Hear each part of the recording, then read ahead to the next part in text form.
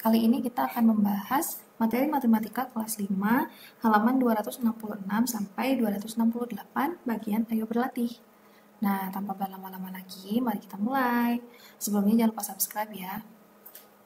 Baik, di sini sudah ada halaman 266 ayo berlatih. Nomor 1, perhatikan diagram batang berikut. Nah, di sini ada diagram batang yang menyamping atau ke samping. Judulnya kandungan kalori per 100 gram makanan. Yang di sebelah kiri ini adalah jenis makanannya, kemudian yang bawah adalah keterangan kalorinya.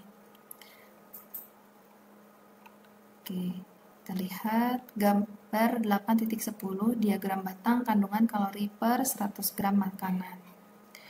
Diagram batang di atas menunjukkan kandungan kalori dari berbagai jenis makanan. Kalori dihitung untuk setiap 100 gram makanan. Kalori adalah satuan energi. Kalori dalam makanan itulah yang digunakan tubuh sebagai sumber energi untuk dapat melaksanakan fungsinya dengan baik. A. Kalori pada jenis makanan apakah yang paling tinggi? Nah, kita lihat. Kalori yang paling tinggi, ini kan bentuknya diagram batang. Diagram batang yang paling tinggi itu ada ini ya, di tengah-tengah, yaitu jenis makanannya daging sapi. Maka yang A, kalori pada jenis makanan yang paling tinggi adalah daging sapi. Kemudian B, kalori pada jenis makanan apa yang paling rendah? Kita lihat lagi diagramnya. Batang yang paling sedikit atau paling pendek. Ada di yang paling bawah, ini sayuran hijau. Maka di B, jawabannya adalah sayuran hijau. Kalori yang paling rendah. Kemudian C, berapakah kandungan kalori yang terdapat pada 100 gram tempe goreng? 100 gram tempe goreng ini ya, tempe goreng, kita lihat kalorinya ada di berapa. Nah, garis yang merah-merah ini jaraknya ada 20.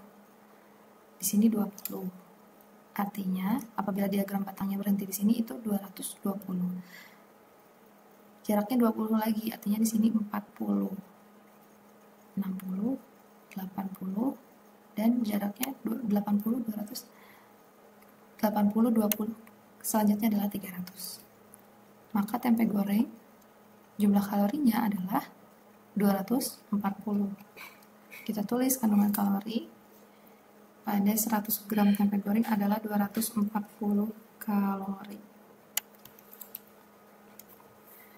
Selanjutnya D. Dalam satu kali makan, Asep makan 50 gram nasi putih, 50 gram daging ayam, dan 100 gram sayur bayam. Berapa kandungan kalori dalam semua makanan yang dimakan Asep? Nasi putih, kita lihat dulu nasi putih itu kalorinya berapa? Nah, dia melewati satu garis itu nilainya 20, 120. Kemudian ada di tengah-tengah, antara 20 dan 40, artinya 30 ya di sini. 130. Nah, nasi putih 130 apabila 100 gram. Yang dimakan Asep 50 gram. Artinya setengahnya. Setengah kalori dari nasi putih itu artinya 130 dibagi 2, yaitu 65. Maaf, 65 kalori. Kemudian 50 gram daging ayam. Kita lihat daging ayam kalorinya adalah 260. Asep makannya hanya 50 gram, artinya setengahnya 260 dibagi 2 itu 130. Tulis 130 kalori daging ayam. Selanjutnya adalah 100 gram sayur bayam atau sayuran hijau. Ini kalorinya adalah, kalau di garis pertama 20, 40, 60. Nah, kalori dari sayuran hijau adalah 60. Asep memakannya 100 gram, artinya 60 kalori. Kita jumlahkan. 6 tambah 3, 9 tambah 6, 15, 255. Maka, kandungan kalori dalam semua makanan yang dimakan Asep adalah 255 kalori.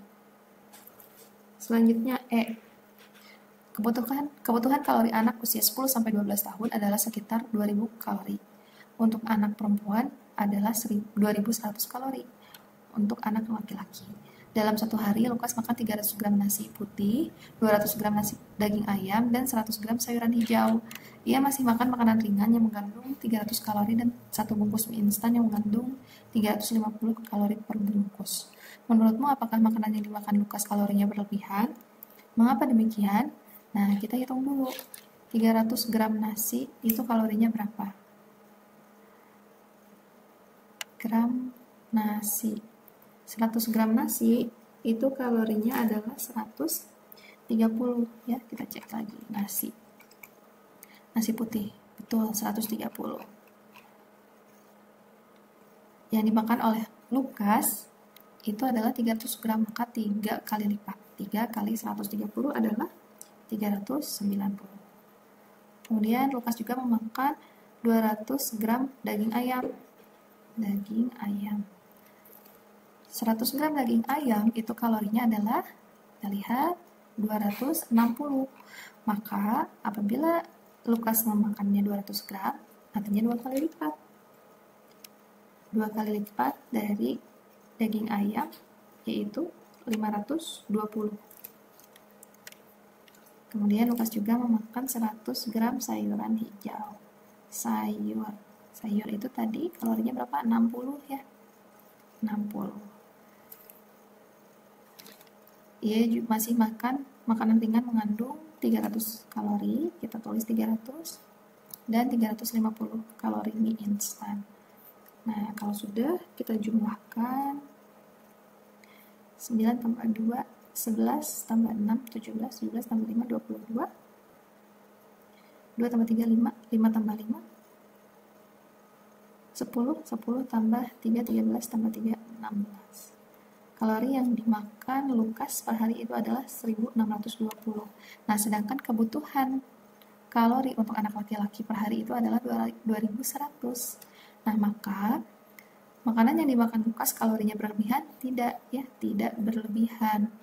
Mengapa demikian? Karena masih di bawah batas kebutuhan harian anak laki-laki, ya. Masih di bawah batas. Nah, begitu. Makanan memang penting, tapi kita wajib makan secukupnya dan dengan gizi seimbang dan tidak berlebihan. Selanjutnya nomor 2, tabel berikut menunjukkan nilai ulangan matematika ke-1 dan ke-2. Asep dan teman-temannya. Nah, ini ada tabel 8.12 daftar nilai ulangan matematika. Ada nama-namanya, kemudian ada nilai ulangan ke-1 dan nilai ulangan ke-2. Kita lihat tugasnya. A. Buatlah diagram batang ganda dari data tersebut. Nah, silakan teman-teman buat di bukunya masing-masing diagram batang ganda. Kurang lebihnya, bentuk diagram batangnya akan seperti ini. Daftar nilai ulangan matematika. Yang warna hijau adalah nilai ulangan ke-1, kemudian yang biru adalah nilai ulangan ke-2. Yang di bawah adalah nama-namanya, kemudian keterangan yang di samping itu adalah nilainya. Kita lihat pertanyaan selanjutnya. Kalau sudah dibuat, kita jawab yang B. Jika dibandingkan antara nilai ulangan ke-1 dan ke-2, nilai siapakah yang mengalami kenaikan paling tinggi? Kita bisa lihat dari diagram batang yang sudah kita buat. Kenaikan yang paling tinggi dari ulangan ke-1 ke nilai ulangan ke-2. Hijau ke birunya itu tinggi. Nah, kita lihat di sini ada 50, kemudian 90. Naiknya langsung. Siapakah itu? Ini, koma.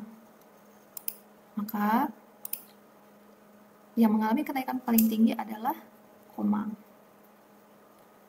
Selanjutnya yang C, nilai siapakah yang mengalami penurunan paling banyak?